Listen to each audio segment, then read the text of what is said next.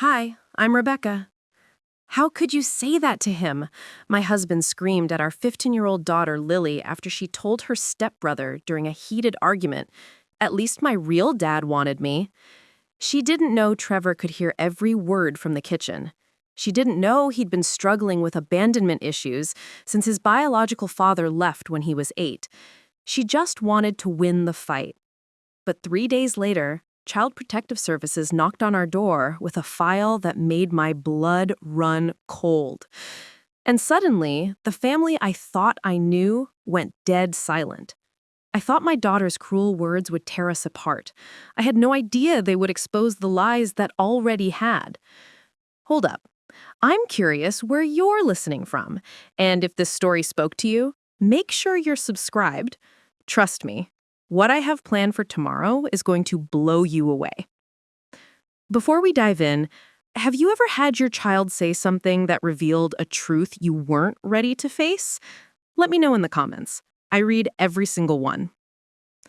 The morning it all started, I was standing in our riverside kitchen, watching the October rain streak down the windows, while 17-year-old Trevor methodically arranged his textbooks in perfect stacks. Everything about my stepson was precise, controlled, like he was constantly preparing for some invisible inspection.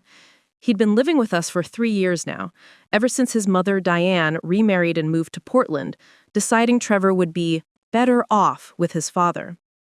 My husband, Nathan, was already at his contractor job, leaving early to beat traffic like he did every morning for the past 12 years. The routine was sacred to him. Coffee at 5:30, gone by 6:15, home by 4 if we were lucky. Stability, he called it. Control, I was starting to realize. Lily thundered down the stairs, her strawberry blonde hair still damp from the shower, backpack slung over one shoulder like she was perpetually running late for something important. At 15, she had this energy that filled every room she entered, the kind of confidence that came from never having to question whether she belonged somewhere. "Can you drive me to Jessica's after school?" she asked, already grabbing an apple from the fruit bowl. "We're working on our history project about World War II. Trevor looked up from his books. "Actually, I was hoping to use the car today. I have that college prep meeting with Mrs. Patterson, and then I need to go to the library for my senior project research." Lily's face scrunched up in that particular way that meant trouble was brewing. I asked first. "I'm older," Trevor replied quietly, his voice carrying that careful tone he used when he was trying not to cause conflict. "And this is for college applications. It's kind of important." "So is my project," Lily shot back, her voice rising. "Besides, you can take the bus. You love being responsible and mature, right?" I intervened before this could escalate. "Lily, Trevor's college meeting is important. I can drive you to Jessica's when I get home from work." The look Lily gave me could have frozen lava. "You always take his side." "That's not true and you know it." But she was already storming toward the door, grabbing her jacket with more force than necessary. "Whatever, I'll figure it out myself. I always do." Trevor's shoulders had tensed during the exchange, and I caught him staring down at his hands, jaw clenched. This was the pattern that had been developing over the past few months. Lily pushing boundaries, Trevor retreating inward, me playing referee while Nathan remained blissfully unaware of the growing tension in our supposedly perfect blended family. "She doesn't mean it," I said softly to Trevor after the front door slammed. He looked up at me with those serious gray eyes that seemed too old for his 17 years. "Sometimes I think she does." The real explosion happened that evening. Nathan was working late again, some emergency with a commercial project that couldn't wait until tomorrow. I was in the living room, laptop balanced on my knees, trying to finish a presentation for my marketing job while keeping one ear tuned to the escalating voices coming downstairs. It started over something trivial. Trevor apparently used Lily's phone charger without asking. But in blended families, trivial things rarely stay trivial. "You can't just take my stuff," Lily's voice carried down the hallway. "I asked you yesterday if I could borrow it," Trevor replied, his tone strained, but still controlled. "You said yes. I said maybe. That doesn't mean yes. Look, I'm sorry. I thought you always think you can just do whatever you want because Dad feels sorry for you." The house went quiet. Even from downstairs, I could feel the shift in the air, like the moment before lightning strikes. I set my laptop aside and headed toward the stairs, but I was too late. At least my real dad wanted me, Lily's voice cut through the silence like a blade. At least he didn't dump me off like I was some kind of burden he couldn't wait to get rid of. The silence that followed was devastating. I reached the top of the stairs just in time to see Trevor's face crumble, all his careful composure dissolving in an instant. Lily stood frozen in her doorway, her own face already shifting from anger to horror as she realized what she had done. "Trevor, she started, but he was already moving, pushing past her toward his room. The sound of his door closing was soft, controlled, just like everything else about him. Somehow that made it worse than if he'd slammed it. Lily looked at me with tears starting to form in her eyes.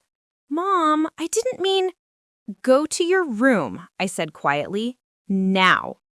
I stood outside Trevor's door for a long moment, listening to the muffled sounds from within. When I finally knocked, his voice was steady again. "I'm fine, Rebecca. Just doing homework." But I knew he wasn't fine. None of us were. Nathan came home an hour later to find me sitting at the kitchen table, staring at a cup of coffee that had long since gone cold. Both kids were in their rooms, the house eerily quiet. "How was your day?" he asked, loosening his tie and heading for the refrigerator. "We need to talk." Something in my tone made him pause. What happened? I told him about the argument, about Lily's words, about the look on Trevor's face. Nathan listened with that increasingly familiar expression of someone trying to process information he didn't want to hear. "Kids say things when they're angry," he said finally. "She didn't mean it." "That's not the point, Nathan. She said it because she knew it would hurt him, because she knows he's already struggling with feeling like he doesn't belong here." Nathan ran a hand through his hair, a gesture I learned meant he was trying to avoid a difficult conversation. "So, what do you want me to do? Ground her? Make her apologize? Trevor will get over it." "Will he? When was the last time you actually talked to your son about how he's feeling? About living here, about his mother, about anything that matters?" "He's fine, Rebecca. Trevor's always been resilient." But as I looked at my husband, I realized something that made my stomach clench with dread. Nathan wasn't just avoiding the conversation about what Lily had said. He was avoiding the deeper truth that her words had exposed. That maybe Trevor wasn't as fine as we'd all been pretending. And maybe none of us were. The next morning, Trevor came downstairs for breakfast like nothing had happened. He made his usual, precise stack of textbooks, ate his cereal in measured bites, and answered my questions about his day with polite, distant responses that felt like a wall being built brick by brick.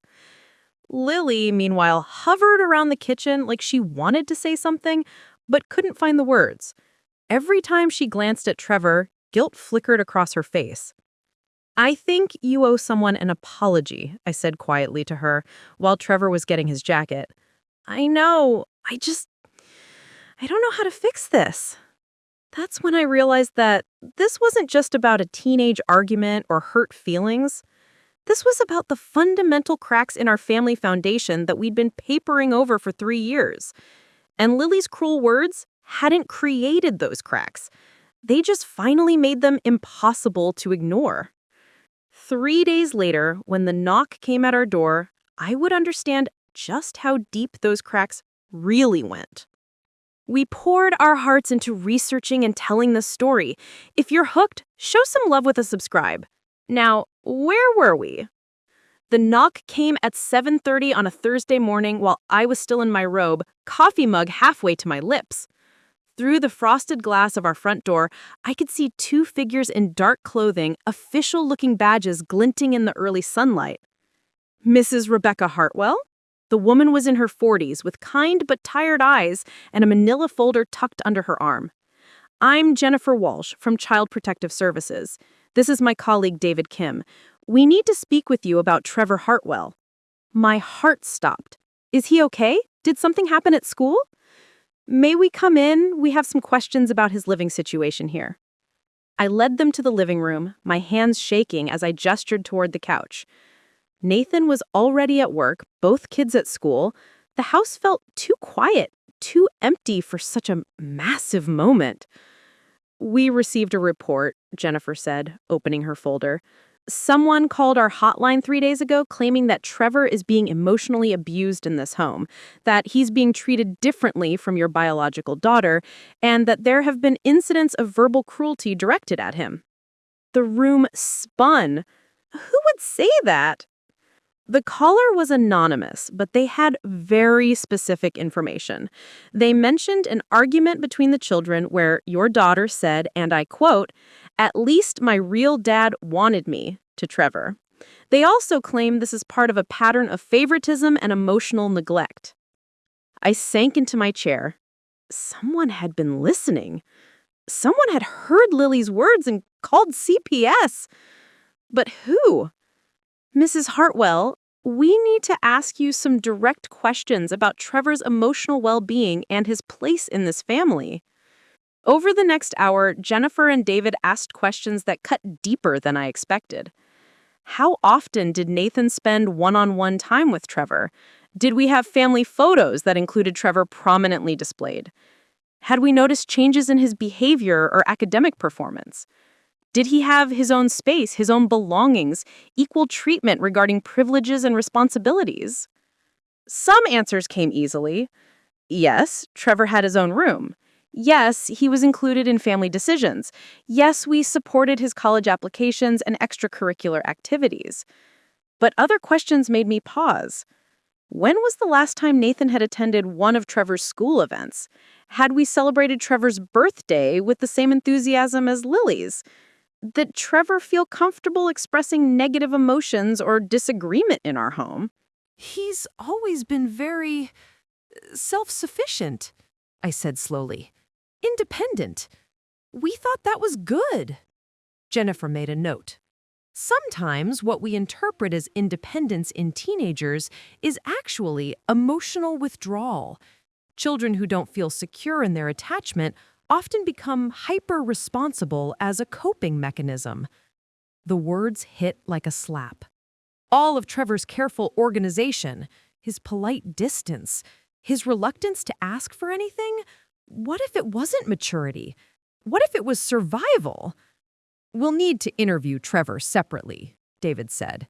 "And Lily as well. We also need to speak with your husband." After they left, I sat in the silent living room, staring at my phone. I needed to call Nathan, but first I called the school to arrange for the kids to be picked up early. The principal's office was used to unusual requests, but I could hear the concern in Mrs. Rodriguez's voice when I explained that CPS needed to speak with both children. Nathan arrived home within an hour, his work clothes still dusty, his face a mask of controlled fury. "This is insane," he said, pacing our kitchen like a caged animal. "Trevor is fine. He's always been fine. Someone is trying to destroy our family." "Nathan, sit down. We need to talk about what they asked me." "I don't care what they asked you. This is harassment, plain and simple. Probably some neighbor with too much time on their hands, looking to cause trouble." I pulled out the notes I had taken during the interview. "When was the last time you took Trevor somewhere, just the two of you? What kind of question is that? I work 60 hours a week to support this family. When was the last time you told him you were proud of him?" Nathan stopped pacing. "I don't need to say it. He knows." "Does he? Because I'm starting to think maybe he doesn't know anything about how we feel about him. Don't you dare turn this around on me, Rebecca. You're the one who's supposed to handle the emotional stuff. You're home more than I am." The casual dismissal in his voice made something snap inside me. "He's your son, Nathan. Your biological son. And you treat him like a polite house guest who might leave at any moment. That's not true. Isn't it? You light up when Lily walks into a room. You ask about her day, her friends, her problems. When Trevor talks, you give him advice and change the subject. When was the last time you just listened to him?" Nathan's face had gone red. "I'm a good father." Are you? Because right now, Child Protective Services is interviewing our kids, and I'm not sure what Trevor is going to tell them. Lily burst through the front door at 4:30, tears streaming down her face. Mom, they ask me all these questions about Trevor, about whether we treat him differently, about what I said to him. I think I made everything worse. Trevor came in quietly behind her, his expression unreadable. He nodded politely to Nathan and me, then headed straight for the stairs. Trevor, wait! I called. We need to talk about what happened today. He paused on the bottom step. It's fine, Rebecca. I told them the truth. You don't need to worry about anything. Something in his tone sent chills down my spine. It was too calm, too controlled, like he was protecting us from something. What truth? Nathan asked. Trevor looked at his father for a long moment, then at me. That this is a good home, that you've given me everything I need, that I'm grateful to be here. But what he didn't say hung in the air like smoke, that he felt like he belonged here, that he felt loved unconditionally, that he felt safe expressing his real feelings. Lily stepped forward, her voice small. Trevor, I'm so sorry about what I said. I didn't mean it. I was just angry and— It's okay, Lily, Trevor said quietly. You were right anyway. The words fell like stones into still water, creating ripples that would change everything. What do you mean I was right? Lily whispered. Trevor looked at Nathan again, then at me. My dad didn't want me. That's why I'm here. And sometimes I think maybe he had the right idea. Nathan opened his mouth to protest, but Trevor was already walking upstairs, leaving us standing in the wreckage of our carefully constructed family narrative. That night, after Nathan had gone to bed, still muttering about lawyers and harassment, I knocked on Trevor's door. Can we talk? He was sitting at his desk, homework spread out in perfect piles. Always so organized, so controlled. How had I never seen it as a red flag? The CPS workers, I said, sitting on the edge of his bed. What did you really tell them? Trevor set down his pencil, but didn't turn around. I told them this was a good home. I told them you and Nathan provide for me, that I have everything I need for school, that no one hits me or screams at me. But, they kept asking how I felt, whether I felt loved, whether I felt like I belonged here, whether I felt safe talking about problems. His voice was so quiet I had to strain to hear. Trevor. The worker, Jennifer, she asked me if I ever felt like I was walking on eggshells, if I ever felt like I had to be perfect to deserve my place here, if I ever felt like I was one mistake away from being sent away again. He'd finally turned around, and I saw tears in his eyes for the first time since he'd moved in with us 3 years ago. And the answer to all of those questions is yes. The weight of his words settled into my chest like lead. All this time, we'd thought we were giving Trevor stability, security, a good home. But what we'd actually given him was a place where he felt like a permanent guest, always grateful, never quite family. Why didn't you tell us? I whispered. Because I am grateful, he said. Because this is better than most foster situations I could have ended up in. Because I didn't want to seem ungrateful or demanding. Because— He paused, wiping his eyes with the back of his hand. Because I learned a long time ago that wanting too much, feeling too much, asking for too much, that's how you get sent away.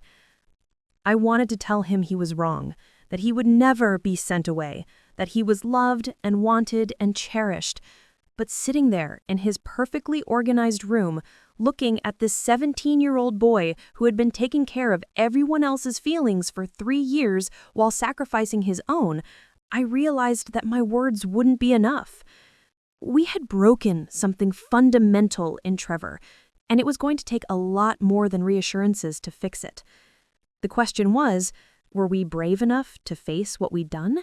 And more importantly, was it too late to make it right? The next morning brought a strange calm to our house, the kind that settles after a storm when everyone is too exhausted to keep fighting. Nathan had left for work without his usual goodbye kiss, muttering something about meeting with our lawyer. Lily moved around the kitchen like she was walking through a minefield, careful not to make eye contact with anyone. And Trevor was back to his unnaturally perfect behavior, as if our conversation the night before had never happened. I called in sick to work. I couldn't focus on marketing campaigns and client presentations when my family was falling apart. Instead, I found myself standing in the hallway outside Trevor's room, staring at the closed door and wondering how many signs I'd missed over the past 3 years. That's when I remembered the box. When Trevor first moved in with us, Diane had dropped off 2 suitcases and a cardboard box labeled Trevor's Important Things in her careful handwriting. The box had sat unopened in our basement storage room ever since. Nathan had suggested we let Trevor go through it when he was ready, but Trevor had never asked about it. I'd assumed he wasn't interested in reminders of his old life. Now I wondered if he'd been afraid to ask. I went downstairs and found the box exactly where we'd left it, covered in 3 years of dust and basement mustiness. My hands trembled as I carried it up to the kitchen table. I had no right to go through Trevor's private things, but I needed to understand. I needed to find some clue about what had gone so wrong. The first thing I found was a photo album, the kind with sticky pages and plastic covers that people used before everything went digital. The pictures inside took my breath away. There was Trevor as a chubby-cheeked toddler, grinning at the camera with chocolate cake smeared across his face. Trevor at maybe 5 years old, proudly holding up a drawing of what looked like a dinosaur. Trevor at 7, missing his front teeth, wearing a Little League uniform and holding a trophy. But what struck me most was how happy he looked. This wasn't the careful, controlled Trevor I knew. This child was uninhibited, joyful, completely comfortable taking up space in the world. When had that changed? I kept flipping through the pages, and gradually the pictures told a story. Trevor's smile became more subdued, his posture more rigid. By the time the photos showed him at 11 or 12 years old, he looked like a different child entirely, polite, distant, carefully composed, like he'd learned that enthusiasm was dangerous. At the back of the album, I found a section of school photos spanning several years. 3rd grade, bright smile. 4th grade, smaller smile. 5th grade, no smile at all, just a serious expression that looked far too adult for such a young face. There were report cards too, and they painted an even clearer picture. In elementary school, Trevor's teachers described him as creative, enthusiastic, and a natural leader. By middle school, the comments had shifted to quiet, well-behaved, and doesn't cause trouble. One teacher had written, "Trevor seems to have difficulty expressing his own needs and opinions. He often defers to others even when he clearly has something to contribute." I set the album aside and reached deeper into the box. My fingers closed around a manila envelope that felt official and heavy. When I opened it, legal documents spilled across the table. Custody agreements, court orders, psychological evaluations. And that's where I found the truth that changed everything. The papers were from Trevor's custody case when he was 12. Diane had petitioned the court for primary custody, claiming that Nathan was emotionally unavailable and unable to provide the stable environment Trevor needs. Nathan had countersued, arguing that Diane was attempting to alienate the child from his father for her own convenience.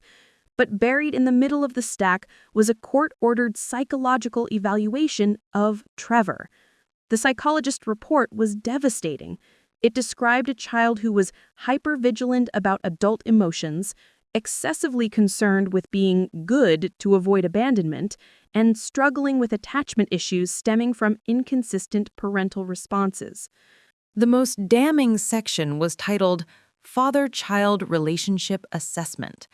According to the psychologist, Trevor had described his father as someone who loves me but doesn't really like spending time with me. The boy had told the evaluator that he tried to be as little trouble as possible because he was afraid Nathan would decide parenting was too much work. I had to put the paper down and take several deep breaths. Trevor had been 12 when this evaluation was done, 12 years old, and already convinced that he had to earn love by being perfect. But the worst part was yet to come. At the bottom of the stack, I found a letter in Trevor's own handwriting. It was dated just 6 months before he'd come to live with us, when he was 16.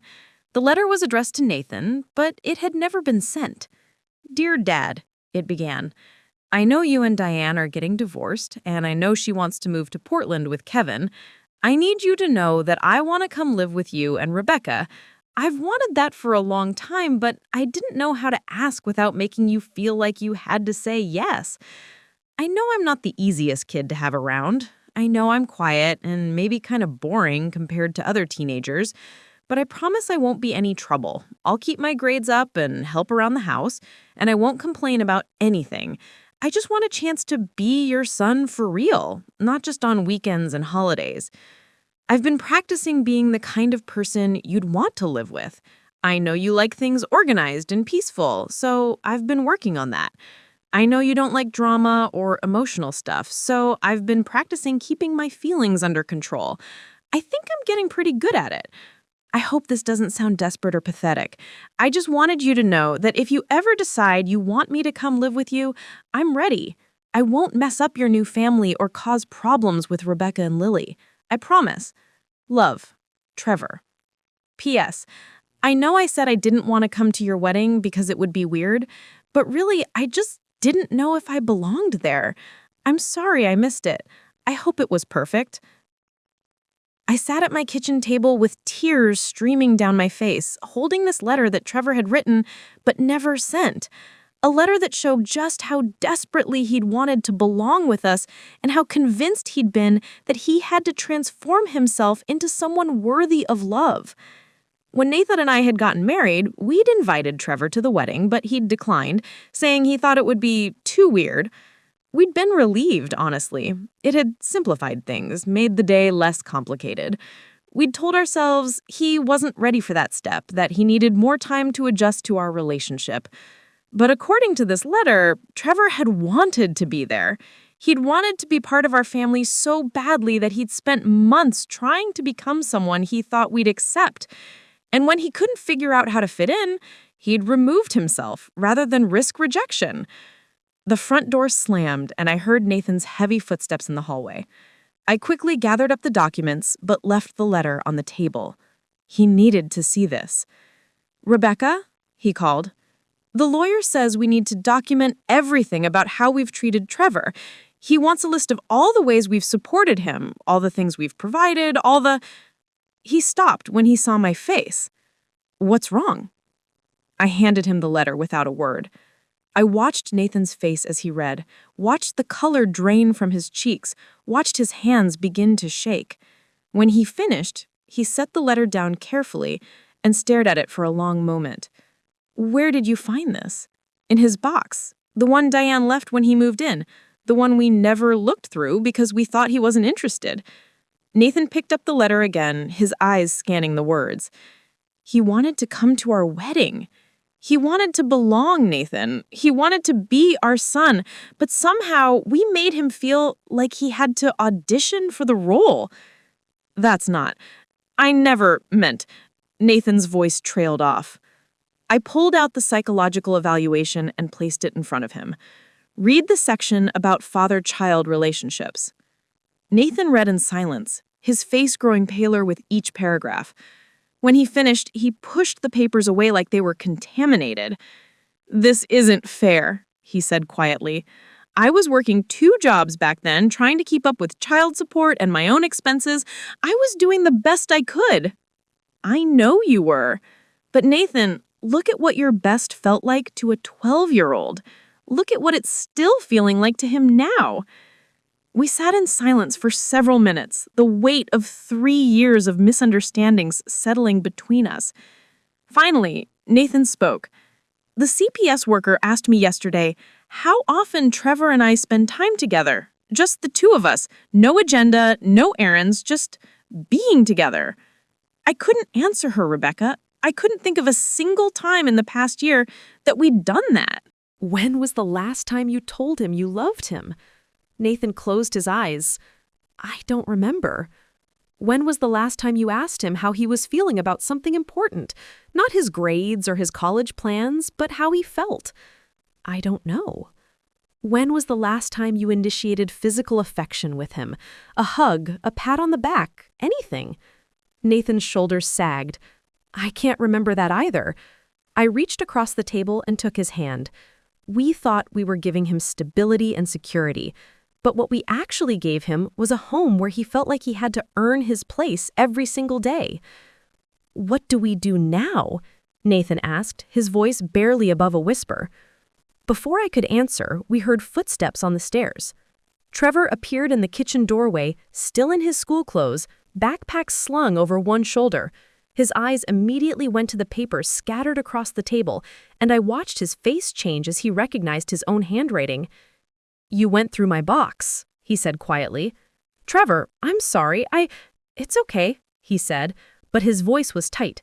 I guess you needed to understand. Nathan stood up abruptly. No, it's not okay. None of this is okay.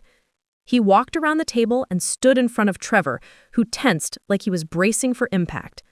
I read your letter, the one you wrote but never sent. Trevor's eyes darted between Nathan and me, clearly trying to assess the situation, trying to figure out what response was expected of him. You wanted to come to our wedding. You wanted to be part of our family, and somehow I made you feel like you weren't welcome. Dad, it's fine. No, it's not fine. Nathan's voice cracked. Nothing about this is fine. I've been your father for 17 years, and somehow I never learned how to make you feel like my son. Trevor stood frozen. Like he didn't know how to process this sudden shift in the emotional landscape. For 3 years, he'd been the one managing everyone else's feelings, carefully modulating his own responses to keep the peace. Now Nathan was falling apart, and Trevor looked terrified. What do you need from me? Nathan asked, and the question hung in the air like a bridge neither of them knew how to cross. Trevor opened his mouth, then closed it again. Years of careful self-control warred with a desperate desire to finally tell the truth. I need to know that I'm not going anywhere, he said finally, his voice so quiet we had to strain to hear him. I need to know that if I have a bad day, or if I disagree with you, or if I'm not perfect, you won't decide I'm too much trouble. I need to know that I belong here, not because I've earned it, but because I'm your son, period. Nathan reached out hesitantly and pulled Trevor into a hug, the first real embrace I'd seen between them in the 3 years Trevor had lived with us. And as I watched my husband finally hold his son, really hold him, I realized that finding those papers wasn't the end of our story, it was just the beginning. The hug lasted maybe 30 seconds, but it felt like watching years of careful distance finally crack open. When Nathan and Trevor separated, both of them had tears in their eyes, and Trevor looked stunned, like he couldn't quite believe what had just happened. We need to call Jennifer Walsh. We need to tell CPS that we're going to fix this. Nathan wiped his eyes with the back of his hand.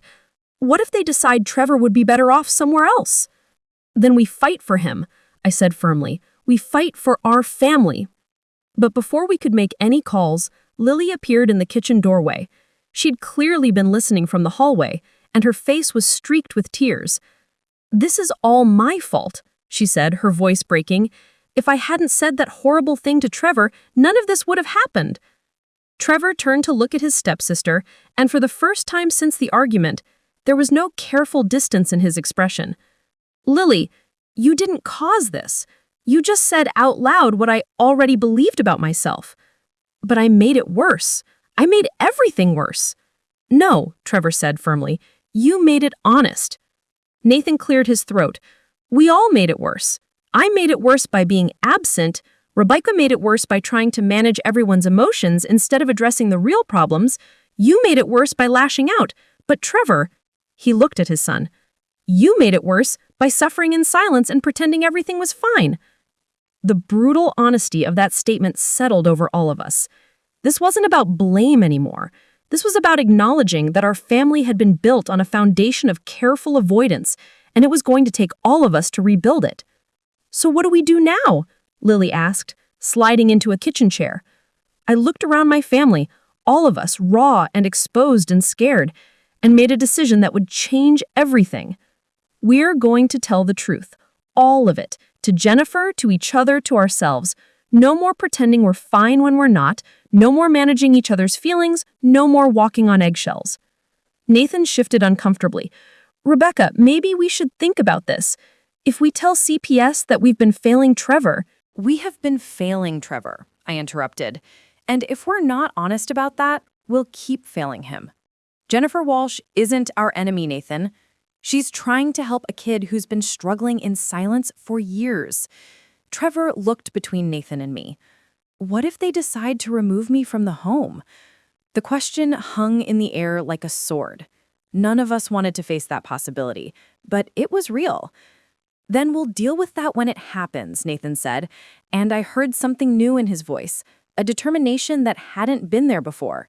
But I'm not going to spend another day pretending that keeping you at arm's length is protecting anyone.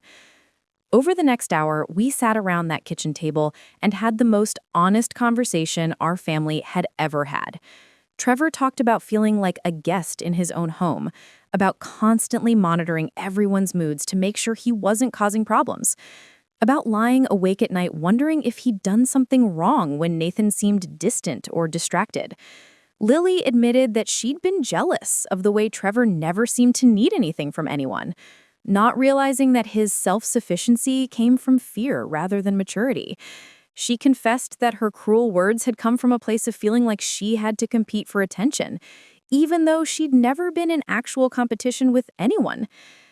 Nathan talked about his own childhood with an emotionally distant father, about how he'd convinced himself that providing financially was the same as providing emotionally. He admitted that Trevor's careful politeness had made it easy to avoid the hard work of actually getting to know his son. And I acknowledged my own role in enabling this dysfunction, in smoothing over conflicts instead of addressing them, in prioritizing family peace over family honesty. I need to understand something, Trevor said when we'd all finished our confessions. Are you doing this because CPS is forcing you to, or because you actually want things to be different? The question was fair and devastating in its simplicity. Nathan answered first. 3 days ago, I would have said I was a good father because I kept you fed and housed and safe. I would have been defensive about anyone questioning that.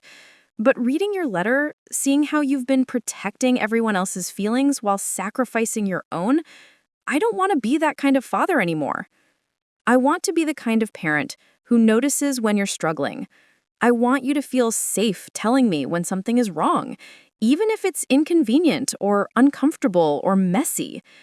Lily wiped her nose with her sleeve. I want to be the kind of sister who has your back instead of competing with you for space in our own family. Trevor nodded slowly, but I could see the skepticism in his eyes. Words were easy. Change was hard. He'd learned not to trust promises of things being different. What happens now? He asked. Now we call Jennifer Walsh, Nathan said, and we tell her everything we just told each other. The phone call was one of the hardest things I'd ever done. Jennifer listened as we confessed our failures, as we acknowledged the emotional neglect Trevor had experienced, as we outlined our plan to rebuild our family relationships from the ground up. I appreciate your honesty, she said when we finished. This is actually exactly what I was hoping to hear. Trevor isn't in immediate physical danger, and it's clear that you all love each other. The question is whether you're committed to doing the work to fix what's broken. We are, Nathan said firmly, whatever it takes.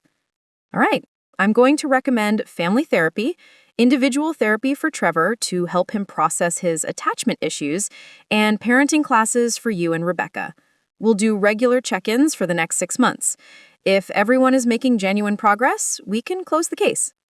After we hung up, the 4 of us sat in the kitchen feeling simultaneously relieved and overwhelmed. We'd bought ourselves time and a chance to fix things, but the real work was just beginning. I need to say something, Trevor said quietly. I know you all want to fix this, and I want that too, but I need you to understand that I don't know how to be a normal teenager. I don't know how to ask for things or express feelings or cause problems without panicking.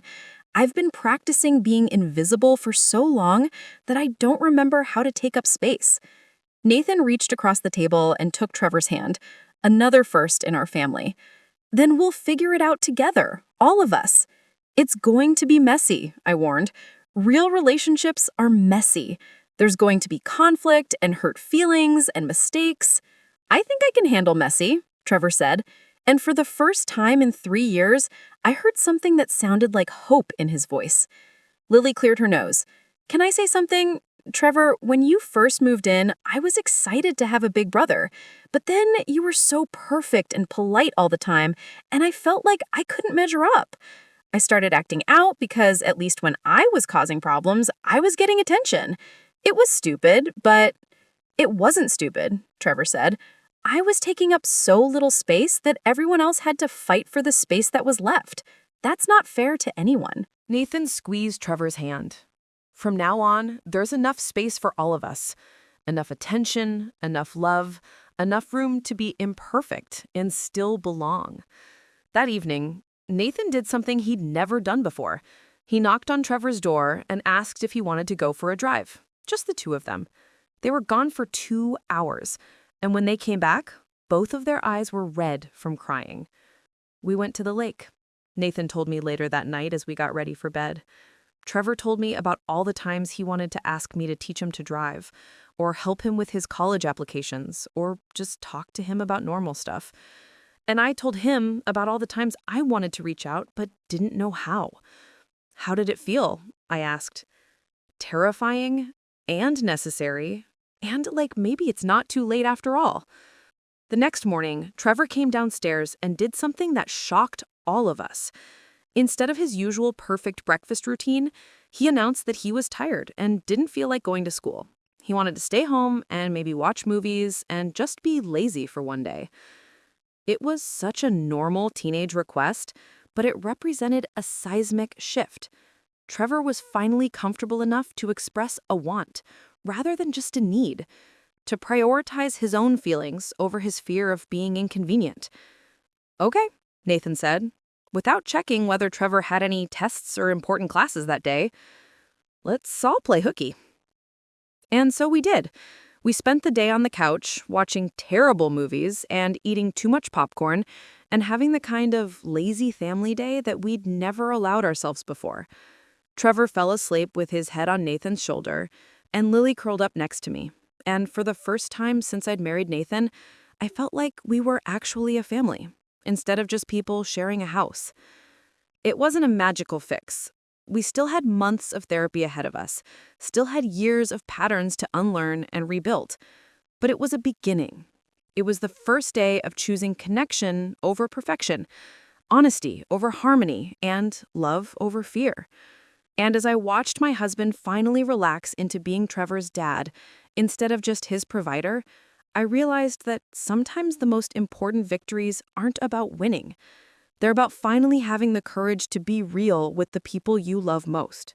6 months later, I stood in the kitchen making Trevor's favorite blueberry pancakes for his 18th birthday, something I'd never known he liked until therapy taught us all to actually ask each other about preferences instead of assuming. The morning sunlight streamed through windows that no longer felt like barriers between us and the outside world, but like openings that let warmth in. "Mom, do you need help?" Lily called from the living room, where she was hanging streamers with an enthusiasm that would have seemed forced 6 months ago, but now felt genuinely joyful. "I've got it, sweetheart," I called back, smiling at how naturally the word mom had started flowing from her lips when she was happy instead of just when she wanted something. Nathan appeared in the doorway, already dressed for work, but moving slower than usual. "I keep thinking about Trevor's first birthday with us," he said quietly, leaning against the counter. "We bought him a cake from the grocery store and sang happy birthday, and he thanked us like we'd given him a kidney." I remembered that awkward celebration 3 years ago. Trevor blew out his candles and immediately started cleaning up, as if the party existing for him was an imposition that needed to be minimized as quickly as possible. "This year's going to be different," I said. "This year's going to be real," Nathan corrected. And I knew what he meant. The therapy had been brutal at first. Dr. Patricia Chen, no relation to our old story, just a coincidence that had made us all uncomfortable for the first few sessions, had a way of cutting through our family's polite deflections like a knife through butter. She'd made us sit in that sterile office and say the words we'd been dancing around for years. Trevor feels like an intruder in his own family, she had said during our third session, her voice matter-of-fact. Nathan, you treat your son like a tenant you're fond of, but don't really know. Rebecca, you've been managing everyone's emotions instead of processing your own. And Lily, you've been acting out because negative attention feels safer than no attention. None of us had argued because we'd finally moved past the point where being right mattered more than being honest. The breakthrough had come during Trevor's individual session in month 2. Dr. Chen had called Nathan and me afterward, with Trevor's permission, to share something he'd revealed. She had said, Trevor told me today that he's been keeping a mental list of everything he could do wrong that might make you decide he's too much trouble. The list includes things like getting sick, having bad dreams, asking for rides to social events, bringing friends over, playing music too loud, leaving dishes in the sink, getting anything less than an A, and expressing strong emotions about anything. Nathan had gone white. He thinks we kick him out for being human? He thinks he has to earn his place in your family every single day, Dr. Chen had replied.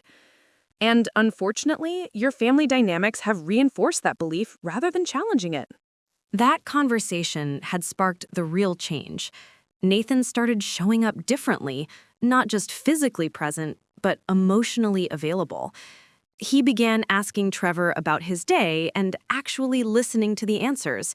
He learned that his son loved astronomy and had been secretly hoping to major in astrophysics, but had been planning to study business because he thought it would be more practical and less likely to disappoint anyone. Study the stars, Nathan had said when Trevor finally admitted his passion. Study whatever makes you light up when you talk about it. I watched through our therapy journey as Lily learned to express her needs directly instead of through dramatic outbursts. She discovered that asking for one-on-one time with Nathan or me got her much better results than staging elaborate crises. More importantly, she learned that Trevor's needs didn't diminish her importance in our family. Love wasn't a finite resource that had to be rationed. And I learned to stop being the family's emotional thermostat, constantly adjusting everyone's temperature to maintain artificial harmony. I learned that conflict could be healthy, that people could disagree and still love each other, that solving problems was better than managing them. "Happy birthday, Trevor!" Lily's voice carried from the living room, followed by the sound of someone coming down the stairs. Trevor appeared in the kitchen doorway, wearing the NASA t-shirt Nathan had surprised him with last week, his hair still messy from sleep, but instead of immediately apologizing for sleeping late or offering to help with breakfast preparations, he stretched and yawned and said, "Something smells amazing." It was such a normal teenage response, but it represented everything we'd worked toward. Trevor taking up space, expressing pleasure, being present in his own life instead of constantly monitoring everyone else's comfort levels. "Blueberry pancakes," I said, sliding a stack onto his plate, "with real maple syrup, not the fake stuff." "You remembered," he said, grinning in a way that reminded me of those early photos we had found in his box. I asked, "Finally." Nathan appeared with a wrapped box that was clearly too small for anything practical. "This is from all of us," he said, setting it on the table in front of Trevor. Trevor opened it carefully, some habits died hard, and pulled out a set of car keys. His eyes widened. "It's not new," Nathan said quickly. "It's a 2018 Honda Civic with 60,000 miles on it, but it's reliable, and it's yours. No strings attached, no expectations, no earning it through perfect behavior. You're 18, you're going to college in the fall, and you need transportation." Trevor stared at the keys like they might disappear if he blinked. "I don't understand." "What don't you understand?" Lily asked, bouncing slightly with excitement. I didn't do anything special to deserve this. I mean, I've been better about expressing my feelings and not managing everyone else's moods, but I haven't been perfect. Last week, I was grumpy about my physics test for 2 whole days, and I forgot to take out the trash on Wednesday, and... Trevor, Nathan interrupted gently. Stop. Trevor looked up, that familiar anxiety flickering in his eyes. You don't have to earn gifts from your family. You don't have to earn love or belonging or support. You get those things because you're our son. Period. The car isn't a reward for good behavior. It's an investment in your future because we love you and want you to have what you need to succeed. I watched Trevor process this, watched him struggle against 3 years of conditioning that told him everything had a price, everything had to be earned. What if I mess up? He asked quietly. What if I get in an accident or forget to change the oil or...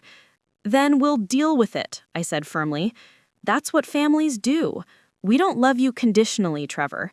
We don't have a secret threshold of mistakes that will make us stop caring about you. Lily reached over and squeezed Trevor's hand. You could probably burn the house down and Dad would just ask if you were okay and then start looking at insurance policies. Trevor laughed. A real laugh, not the careful chuckle he used to deploy when he thought humor was expected. I'm not planning to burn the house down. Good to know, Nathan said dryly. But if you did, we'd figure it out. The doorbell rang and Lily jumped up. That's probably Jessica and Maya. I invited them for cake later. Is that okay? 6 months ago, Trevor would have immediately said yes, regardless of how he felt. Today, he considered the question. Actually, could we do family time first? Maybe have cake with just us and then friends later? Of course, I said, feeling proud of him for advocating for what he needed. As Lily went to explain the plan to her friends, Trevor turned the car keys over in his palm. I need to tell you all something. Dr. Chen helped me understand that I've been afraid to be happy here because I thought if I got too comfortable, if I started feeling like this was really home, losing it would hurt more. Nathan leaned forward. And now? Now I think maybe being happy is worth the risk. Maybe loving people and letting them love you back is worth the possibility of getting hurt. It is, I said softly. It absolutely is. Trevor nodded, then looked around the table at each of us. I love you guys, all of you. And not because I have to or because you've been good to me, but because you're my family and I choose to love you. It was the first time he had ever said those words without prompting, without it being a response to someone else saying them first. Nathan cleared his throat, his voice thick with emotion. I love you too, son. I'm proud of the young man you've become, and I'm sorry it took me so long to learn how to show you that. I love you, Trevor, I added. I love your thoughtfulness and your curiosity and your terrible jokes about physics. I love that you reorganized the spice cabinet when you're anxious, and I love that you've started singing in the shower because you finally feel safe making noise. When Lily came back, she immediately sensed the emotional atmosphere. Did you guys have a moment without me? We were just telling Trevor we love him, Nathan said. Lily grinned. Well, obviously. Trevor, you're stuck with us now. I mean, really stuck. I'm going to be the most embarrassing little sister at your college graduation. I'm looking forward to it, Trevor said, and I could tell he meant it. Later that evening, after friends had come and gone, after cake had been eaten and presents opened, I found myself standing in the doorway of Trevor's room. He was sitting at his desk, working on a scholarship application for the astronomy program at the state university. Knock, knock, I said. Come in, he called, not looking up from his laptop. I sat on the edge of his bed, the same spot where we'd had our breakthrough conversation 6 months ago. His room looked different now, more lived in, more personal. There were photos on his desk of family gatherings, friends from school, candid shots that captured genuine smiles.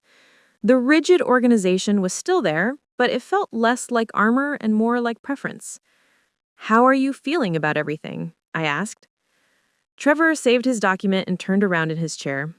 Grateful, scared, excited, like maybe I'm finally figuring out how to be myself instead of who I thought you wanted me to be. What scares you? college, being away from home, from here, when I'm just learning how to belong somewhere. What if I forget how to do this? What if I go back to old patterns when I'm stressed? Then you'll remember that you have a family who loves you and supports you. You'll remember that belonging isn't something you have to maintain through perfect behavior, and you'll call us when you need reminding." Trevor nodded, then smiled. "Dr. Chen says I'm ready to graduate from therapy, that I've developed healthy coping mechanisms and learned to advocate for my own needs." How does that feel? Terrifying and amazing. Like, maybe I'm finally ready to be responsible for my own happiness instead of everyone else's. I stood up and kissed the top of his head, something that would have felt forced and awkward 6 months ago, but now felt natural.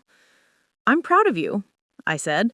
"Not for being perfect, but for being brave enough to be real."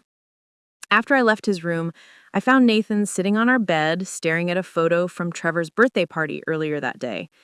In the picture, Trevor was laughing at something Lily had said, his face open and unguarded, looking every bit the happy teenager he'd never allowed himself to be before. I keep thinking about that anonymous phone call to CPS. We never found out who made it. I sat down beside him. Does it matter? Maybe not, but I'm grateful they did. We could have gone on like that forever, thinking we were doing fine because nobody was complaining. Trevor wasn't complaining because he didn't think he was allowed to. Nathan set the photo on his nightstand next to the framed copy of Trevor's unsent letter that we had made as a reminder of how important it is to really listen to the people we love. "Do you think we would have figured it out eventually?" he asked. I considered the question honestly. I don't know. Maybe. But it might have been too late by then. Trevor might have left for college still believing that love had to be earned and maintained through perfect behavior. Instead, he's leaving knowing that he has a family who sees him and loves him exactly as he is, and who will be here when he comes back. Nathan took my hand. You know what the best part is? I actually like him. Not just love him because he's my son, but genuinely enjoy spending time with him. He's funny and smart and interesting, and I never knew that before because I never bothered to really get to know him. He never let you get to know him before because he was too busy being who he thought you wanted. Well, I like who he actually is a lot better. As I got ready for bed that night, I thought about Lily's original question from 6 months ago. Had I ever had my child say something that revealed a truth I wasn't ready to face? The answer was yes. But sometimes the most painful truths are also the most necessary ones. Sometimes the words that cut deepest are the ones that finally force you to stop pretending and start healing. Lily's cruel comment about Trevor's father not wanting him was devastating in the moment. But it had also been the catalyst that forced our family to face the emotional neglect that had been poisoning our relationships for years. Now, 6 months later, Trevor was getting ready to leave for college, not as a young man who'd learned to make himself invisible, but as someone who knew he was loved, valued, and missed. He was leaving knowing that he had a home to come back to, not just a house where he was welcome as long as he didn't cause trouble. The transformation hadn't been magic. It had been work. Hard, messy, uncomfortable work that required all of us to give up our comfortable patterns and learn new ways of being together. But it had been worth every difficult conversation, every therapy session, every moment of facing truths we'd been avoiding. Because families aren't built on perfect behavior or careful politeness. They're built on love that's strong enough to survive honesty and commitment deep enough to do the work of connection even when it's hard. And sometimes the most hurtful words can become the beginning of the most healing conversations if you're brave enough to listen to what they're really saying.